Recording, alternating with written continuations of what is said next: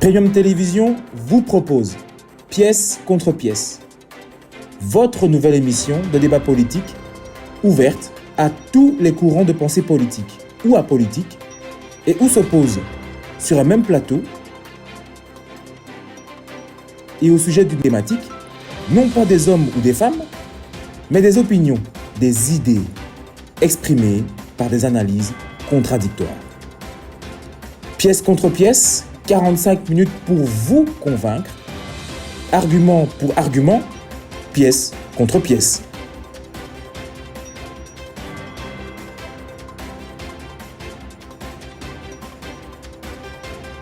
À suivre exclusivement sur Premium Télévision.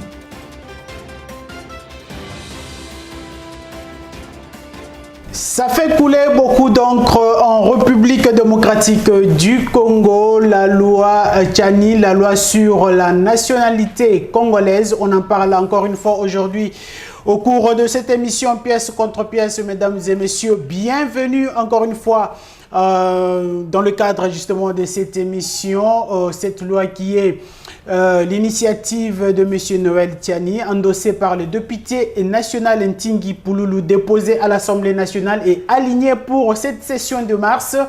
Est-ce qu'il y aura-t-il un débat houleux au sein de l'Assemblée nationale? Toutes ces questions trouveront bel et bien des réponses tout au long de cette émission. Nous avons l'honneur de recevoir sur ces plateaux Monsieur Jonathan Eloo. Il est avocat de formation, mais également secrétaire général d'un parti politique TPC. C'est avec lui que nous allons aborder toutes ces questions. Bonjour et bienvenue, Monsieur Jonathan. Bonjour et merci, Monsieur Capitaine Augustin. Voilà, c'est encore un réel plaisir de vous recevoir sur ces plateaux pour aborder des questions sur l'actualité qui prévaut sur l'étendue du territoire national. D'entrée de jeu, quelle est votre lecture par rapport à cette proposition de loi? Cette proposition de loi, pour moi, elle est importante dans le sens où elle nous a démontré la facilité de séparation, de séparatisme qui existe dans ce pays. Donc cette loi est dangereuse en même temps, mais elle a été importante parce qu'elle a pu révéler le vrai fond de beaucoup de nos concitoyens que l'on pensait patriotes comme tout le monde, mais qui seront prêts à diviser ce pays si jamais les élections, les ambitions électorales l'exigeaient. Donc je pense que cette loi doit être combattue parce que si elle ne l'est pas aujourd'hui, ce sont nos enfants et les générations futures qui nous tiendront pour responsables du fait d'avoir laissé passer cette loi aussi dangereuse que toxique. Cette loi doit être combattue. Un Congolais qui s'élève l'un des 4 matins pour avoir cette initiative, ne pensez-vous pas que c'est juste pour mettre des garde-fous à ces fonctions qui est une grande fonction de la présidence de la République? Vous savez, cette loi ne se justifie pas selon 3 prismes. Premièrement, légalement, les thématiques qui sont abordées par cette loi sont verrouillées déjà par la Constitution. L'irrévocabilité de l'exclusivité de la nationalité congolaise est reprise par la Constitution. Le caractère du Congolais d'origine est fixé par la Constitution. Donc, si on fait une loi, c'est clair qu'elle va à l'encontre de la Constitution. Et je ne cite même pas les articles 11 et 12 qui parlent de l'égalité de tous devant l'accession aux postes et aux fonctions publiques. Deuxièmement, c'est un prisme historique. Aujourd'hui, historiquement parlant, il n'existe aucun Congolais qui, parce que de père ou de mère congolaise, a trahi son pays. Aujourd'hui, on ne dira pas que Mamadou Ndala a trahi son pays. Aujourd'hui, on ne dira pas que, le général est laissé. Mamadou Ndala n'a pas assumé des fonctions, parce que dans des souverainetés, si on peut les dans sa proposition de loi, il demande à ce qu'on interdise l'accession aux fonctions, par exemple, de général ou de colonel, aux Congolais qui ne sont que de père, qui ne sont pas de père ou de mère. C'est ça qui est repris dans sa loi. Il a verrouillé 100 postes. Donc parmi lesquels, même dans les forces armées, donc quelqu'un comme Mamadou Ndala, quelqu'un comme Michel Elessé n'aurait pas pu obtenir les fonctions qu'ils ont obtenues parce que Noël Tchani les avait verrouillés. Justement, parce que vous ouvrez cette brèche-là, est-ce que ce n'est pas par rapport à tout ce qui se passe au sein de nos forces armées de la République démocratique du Congo, justement, c'est pour ça que je parle infiltration. C'est pour ça que je parle du prisme selon le prisme historique de ce pays. Il n'existe aucune jurisprudence d'un Congolais qui a trahi son pays parce que son père et sa mère n'étaient pas Congolais ensemble. Il n'existe aucun. Je peux vous mettre comme ça, on peut passer toute l'émission. De 60 à aujourd'hui, vous ne trouverez aucun Congolais qui a trahi parce que son père ou sa mère était d'un autre pays. Vous savez, je vais même vous surprendre. Moi, je suis Congolais de père et de mère, comme ils aiment le dire. Je préfère dire que je suis Congolais de terre et de cœur. Aujourd'hui, je pense qu'un Congolais qui a le choix entre le Congo et un autre pays, ce Congolais aime plus le Congo que moi. Vous savez pourquoi? Parce que lui, il est Congolais par choix. Il est Congolais pas parce que la loi l'a imposé. Moi, je suis Congolais parce que mes deux parents sont Congolais. Je n'ai pas eu d'autre choix. Mais quelqu'un qui a eu le choix, avec tous les problèmes que ce pays a, il accepte quand même de rester Congolais. Je préfère dire que celui-là aime plus le Congo que moi. Et je préfère le protéger plutôt que de m'en débarrasser, au risque de perdre une meilleure partie de mon pays. C'est ça que M. Tchani ne comprend pas. Parlons de l'infiltration. C'était le troisième prisme que je voulais aborder. L'infiltration, aujourd'hui, elle ne se fait pas au niveau des hautes institutions. Aujourd'hui, pour infiltrer un pays, on n'a pas besoin de mettre un président ou un gouverneur de la Banque centrale. Et puis d'autant plus que cette loi ne verrouille pas, par exemple, le poste de Premier ministre. Vous savez ce qui va se passer? On aura un président qui, lui, est 100%, mais le Premier ministre, le ministre de la Défense, le ministre des Finances, qui, eux, peuvent être infiltrés. Qu'est-ce qu'on aura fait? Si ce n'est que diviser les Congolais. Cette loi ne se justifie par aucun prisme, que ce soit historique, que ce soit dans le fond, que ce soit dans la forme. Il a voulu faire un coup. Au tout début, c'était pour se refaire une santé médiatique après son échec aux élections de 2018. Aujourd'hui, c'est pour exister dans le débat. Et il réussit son coup. Et c'est ça que je trouve dangereux. Parce qu'on est aujourd'hui en 2023. Ça fait 4 ans que ce monsieur qui prétend être un économiste de renom aux États-Unis continue de nous ramener la même rengaine de l'infiltration. Pour vous empoisonner, c'est pas moi. Si je veux vous empoisonner, je ne viendrai pas moi-même vous le faire. Est-ce que a-t-il réellement tort? Parce qu'aujourd'hui, quand vous regardez, il y a plusieurs pays d'Afrique, mais également plusieurs pays qui appliquent justement cette loi de leur manière. Aujourd'hui, nous avons la Zambie, le Gabon et tous les autres pays d'Afrique qui sont pour avoir des brigades, des hautes fonctions. Il faut être justement de père et de mère, si on peut les dire ainsi. Vous savez ce que le Congo a que ces pays-là n'ont pas? Le Congo a 264 ethnies. Le Congo a 2 345 000 km². Le Congo a une histoire particulière avec la colonie. Ce que le Congo a vécu comme colonie, le Congo a vécu comme étant un État indépendant. Donc ce n'est devenu une colonie que plus tard, en 1908. En 1885, quand les autres construisaient leurs États, nous étions une plantation qui appartenait à un individu. Donc le rapport que nous avons, nous, en tant que peuple, et notre histoire est différent du rapport de la Zambie et de quel autre pays? Du Gabon. C'était juste à titre illustratif, mais aujourd'hui, quand vous êtes aux États-Unis ou en France, il faut nécessairement être français. Non, déjà pour les Français, vous avez le cas par exemple de Manuel Valls, qui est devenu français à ses 18 ans. Il raconte même qu'il n'avait même pas pu voter Mitterrand en 81. Mais il a pu occuper les fonctions jusqu'au Premier ministre. Il était même candidat à la présidentielle avant d'échouer. Lorsque vous prenez les États-Unis, on a l'exemple de Barack Obama. On a l'exemple dans plusieurs pays où la diversité est une force. Pourquoi le Congo va s'inscrire en faux contre ce principe qui tente à devenir universel? Non, aujourd'hui, on peut dire que cette loi, cette proposition de loi n'a pas sa raison d'être. Elle n'a pas sa raison d'être et en plus de ça, elle est dangereuse. Elle est dangereuse parce que j'ai dit tout à l'heure que nos enfants nous en voudront. Vous imaginez votre enfant qui prospère en politique, qui profite du nom que son père lui a laissé, mais il ne pourra pas librement tomber amoureux d'un conjoint qui n'est pas congolais, au risque que les enfants ne pourront pas avoir toutes leurs chances en étant dans le pays qu'ils aiment, que leur papa a servi, que lui-même a servi. Vous voyez le danger? C'est que généralement on regarde aujourd'hui.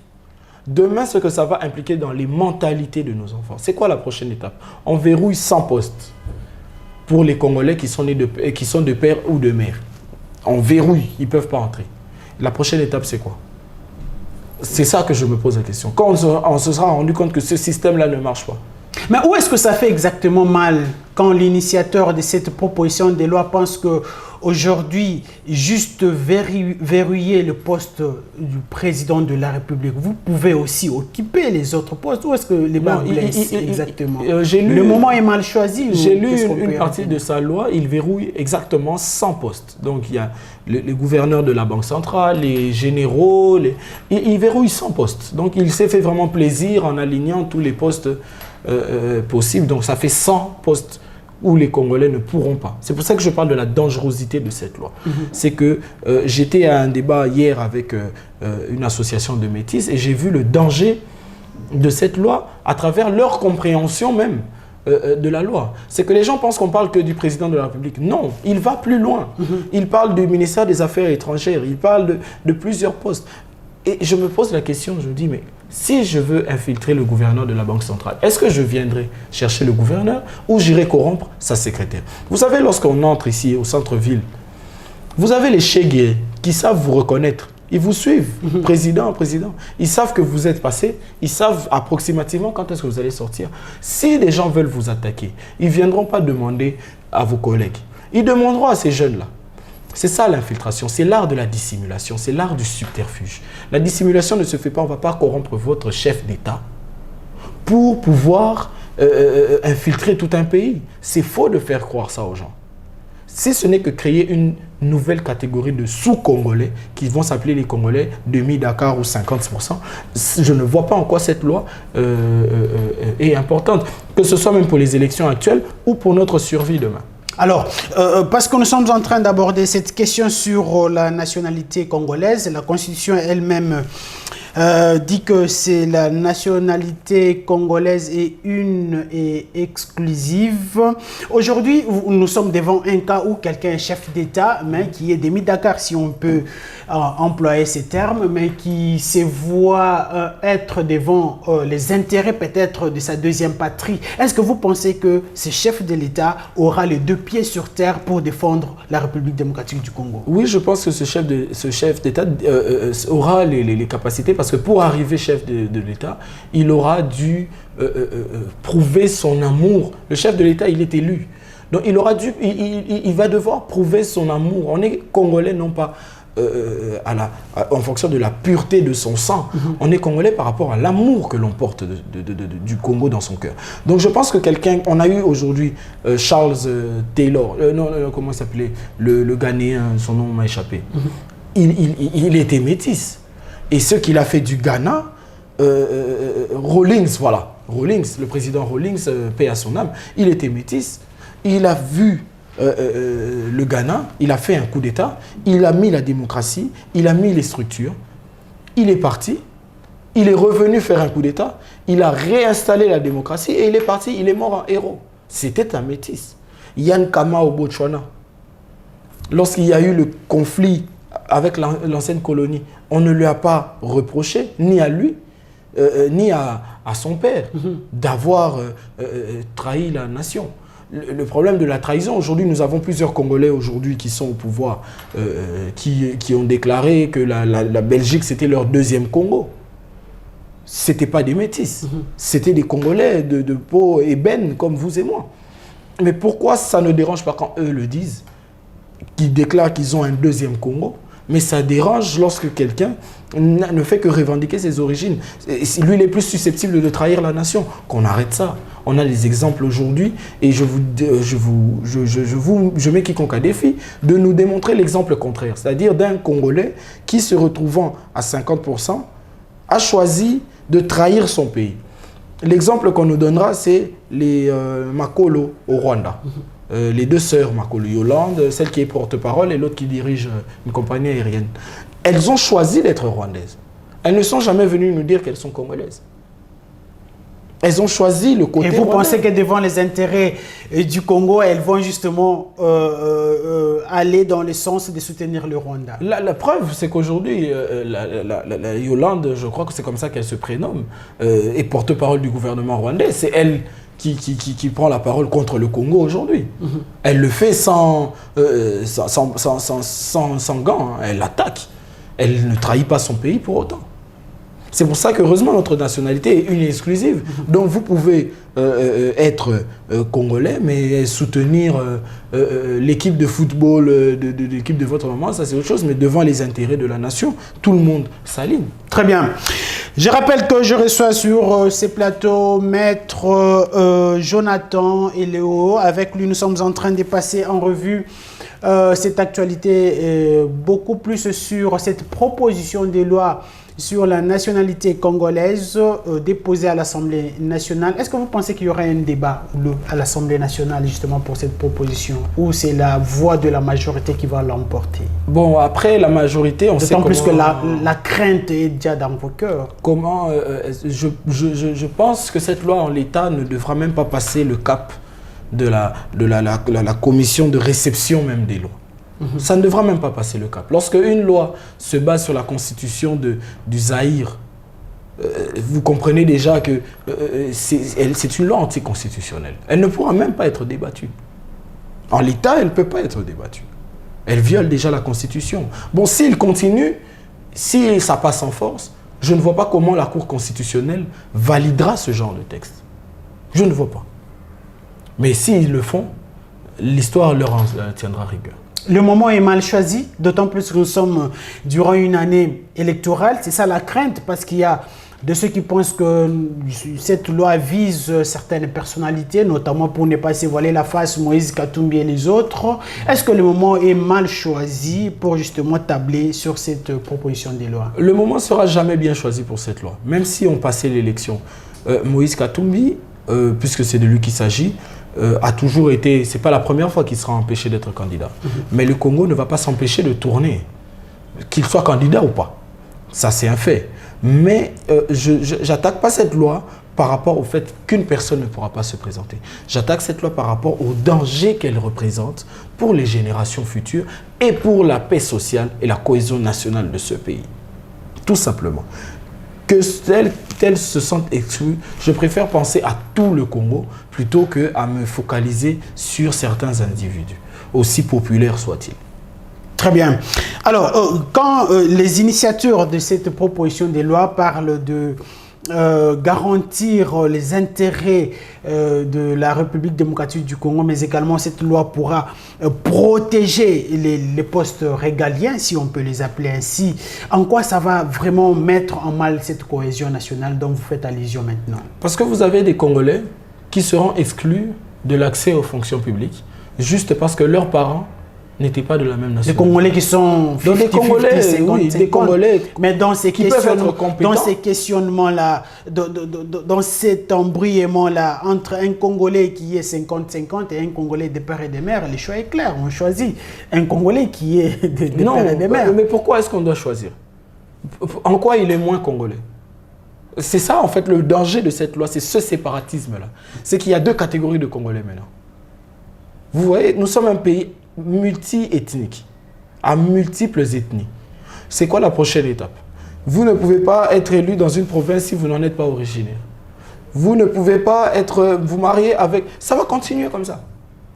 Vous savez les lois nazies qui ont été, qui sont arrivées jusqu'à la Shoah, à la fin, au camp de concentration et tout ce qu'on sait de la Deuxième Guerre mondiale, c'était parti d'une loi simple.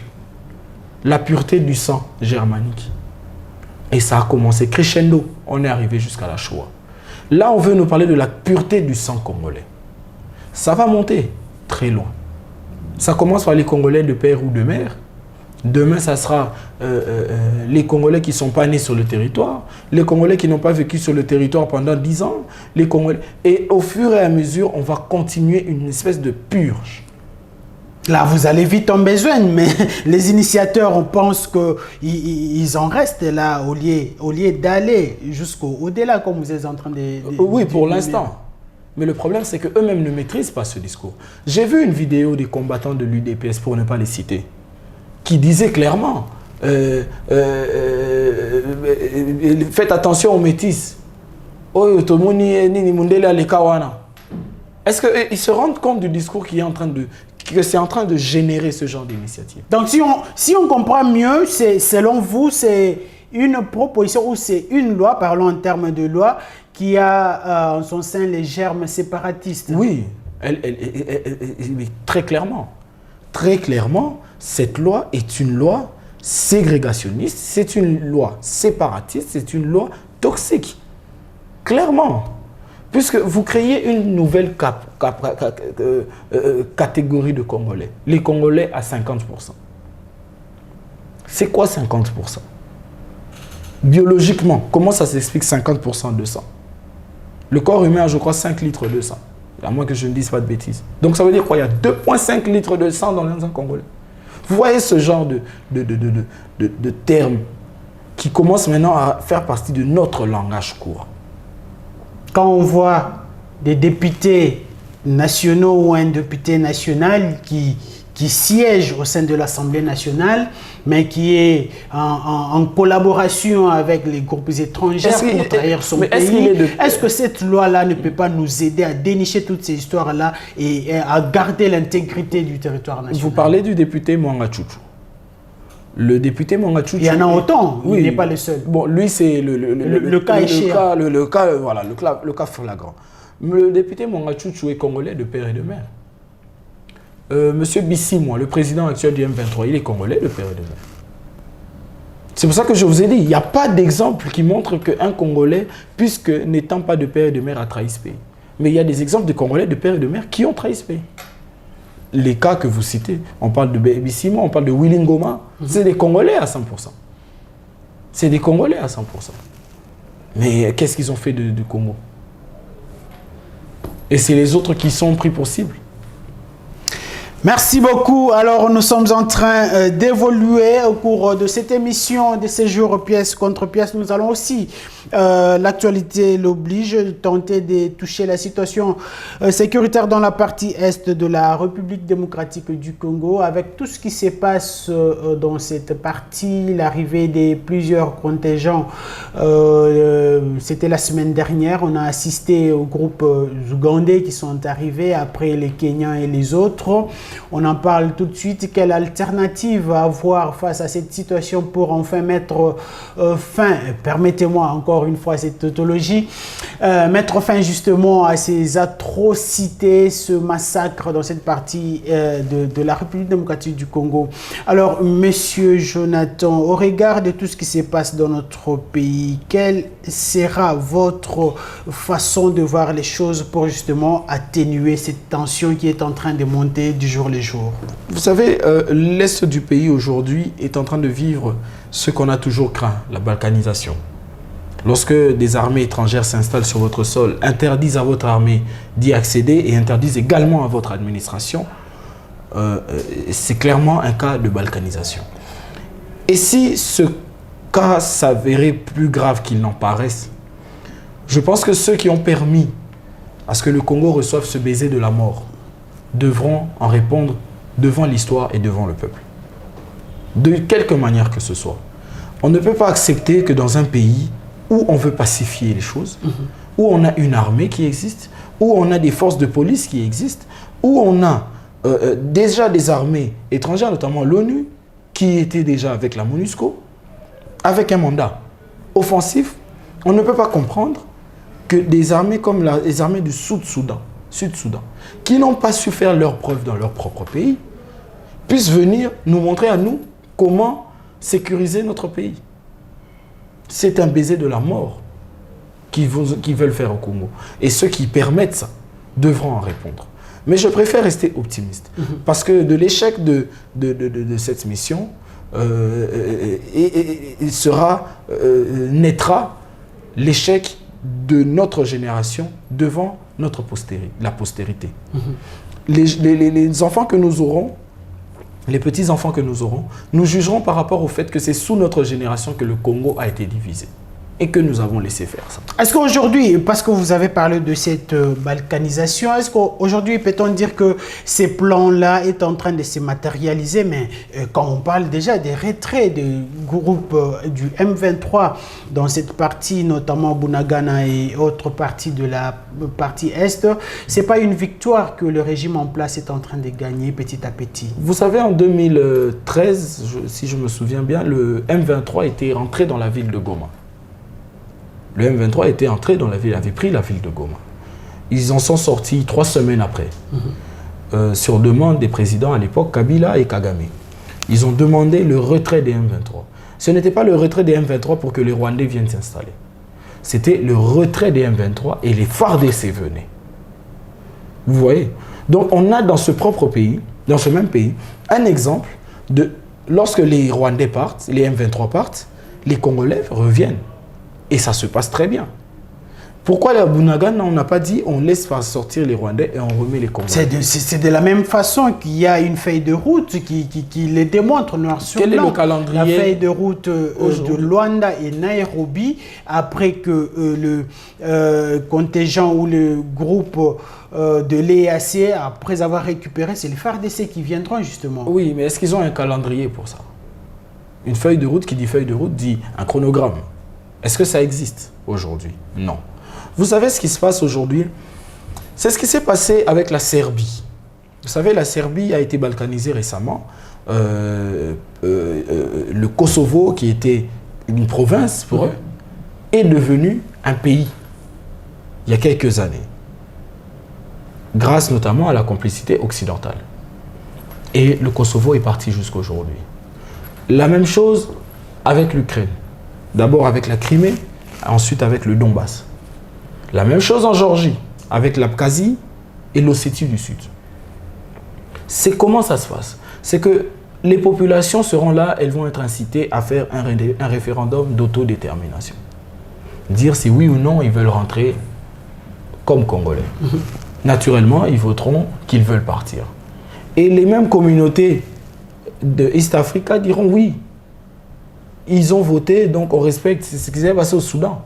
Ok, on respecte la souveraineté de ces pays, de ces villes qui ont décidé de se mettre ensemble dans une république. On nous parlait à l'époque de la République des volcans. C'est ça la crainte que nous avons.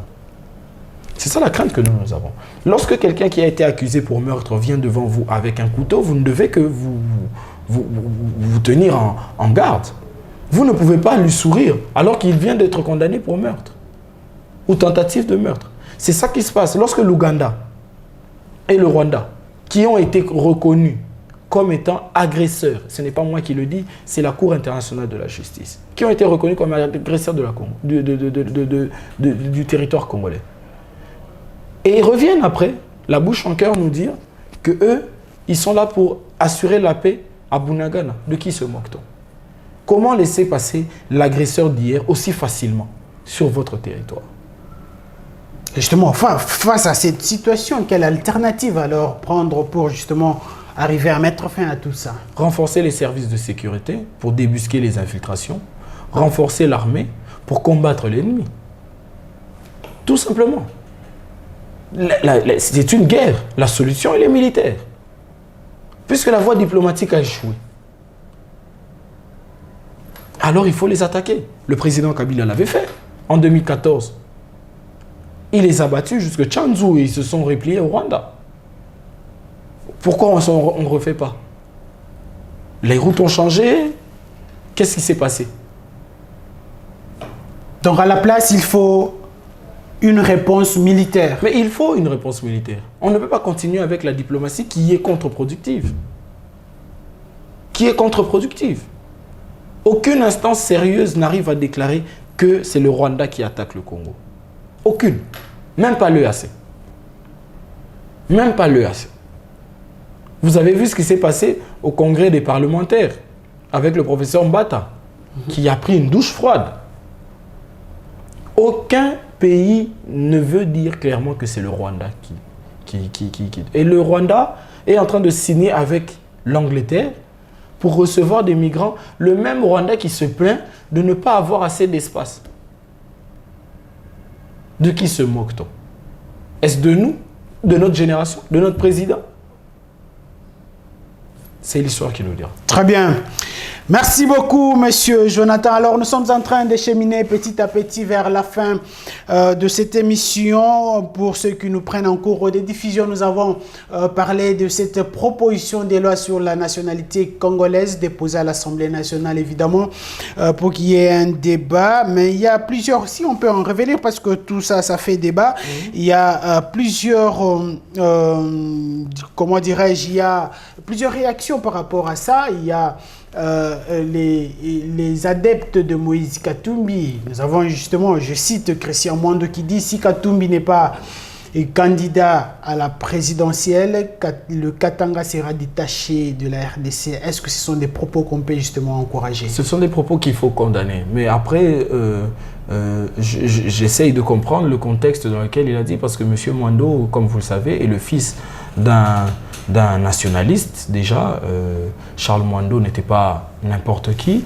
Lui-même est un ancien ministre de la République. Ça me surprendrait qu'il ait vraiment tenu ce genre de propos, mais si c'est le cas, il faut condamner ce genre de propos avec la dernière énergie. Nous nous battons pour remettre, comme je dis depuis tout à l'heure, à nos enfants le Congo que nous avons reçu. C'est-à-dire, nous avons reçu de nos pères un pays entier, nous le transmettrons entier. Il est hors de question que ce genre de discours puisse avoir la place dans le débat public. C'est justement ça le danger de la loi, comme la fameuse loi dont l'intitulé n'est même pas connu, mais dont on se souvient juste du nom de l'auteur. Très bien.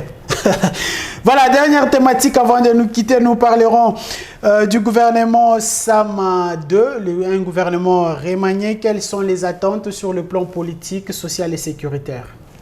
Personnellement, je n'attends plus rien du gouvernement Sama. Je crois que le niveau de déception a été tel que chaque bonne nouvelle sera une très bonne surprise. Mais je suis quand même curieux de voir comment ils vont s'y prendre avec des gens sur qui pèsent des soupçons de crimes de guerre, mais qui dirigent les forces armées aujourd'hui. Des gens sur lesquels, je dis bien, pèsent les soupçons, parce que, comme vous le savez, il n'y a plus de condamnation quant à ces faits-là, mais les soupçons demeurent, mais juste de leur présomption d'innocence.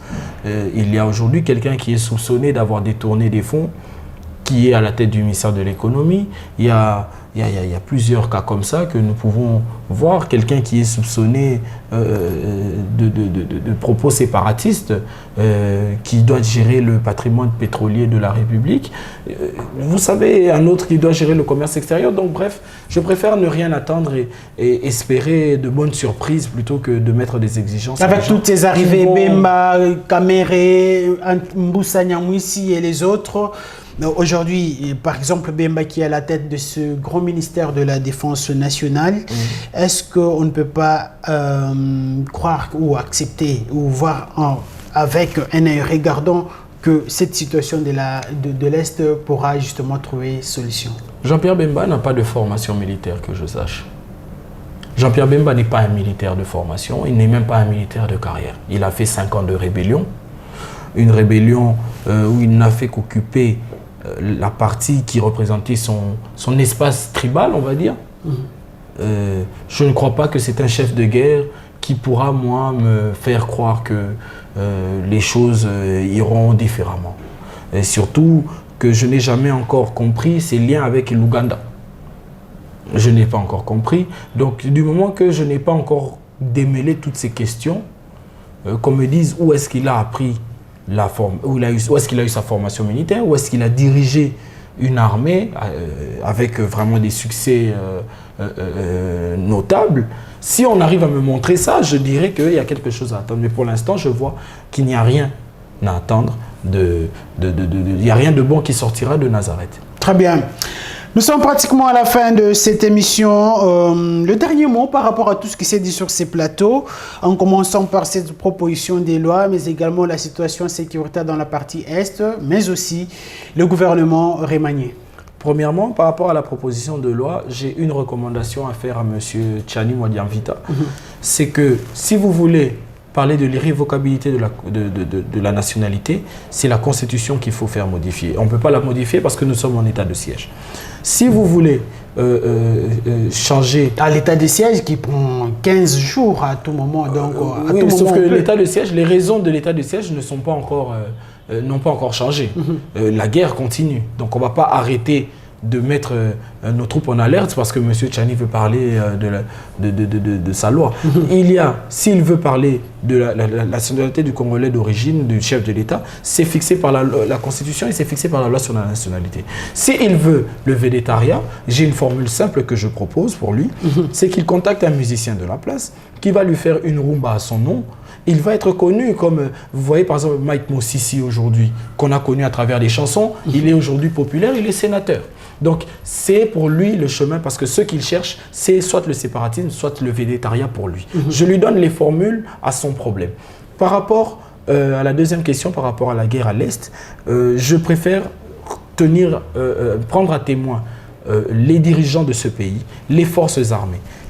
Le moindre centimètre ou kilomètre carré de ce pays qui sera balkanisé, l'histoire et les générations futures vous tiendront pour responsable. Je préfère que ce soit clair aujourd'hui pour que demain, il n'y ait aucune surprise par rapport à la réaction de la population et surtout la réaction du peuple. Par rapport au gouvernement Sama 2, je les encourage à nous surprendre. Parce que nous n'attendons plus rien d'eux et je crois que quand on a touché le fond, on ne peut que remonter. Ils ont baissé dans notre estime, c'est à eux de remonter en conséquence. Merci beaucoup, monsieur Jonathan Hello. Je rappelle que vous êtes secrétaire général du parti politique TPC, mais également juriste de formation. Avocat de formation. De profession, voilà. C'était pour moi un réel plaisir de vous recevoir sur ces plateaux. Tout en espérant vous retrouver dans le tout prochain jour avec d'autres thématiques.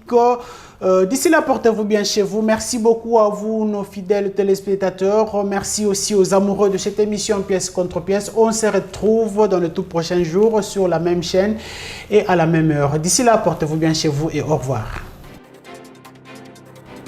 Premium Télévision vous propose Pièce contre Pièce, votre nouvelle émission de débat politique ouverte à tous les courants de pensée politique ou apolitique et où s'opposent sur un même plateau et au sujet d'une thématique, non pas des hommes ou des femmes, mais des opinions, des idées exprimées par des analyses contradictoires. Pièce contre pièce, 45 minutes pour vous convaincre, argument pour argument, pièce contre pièce.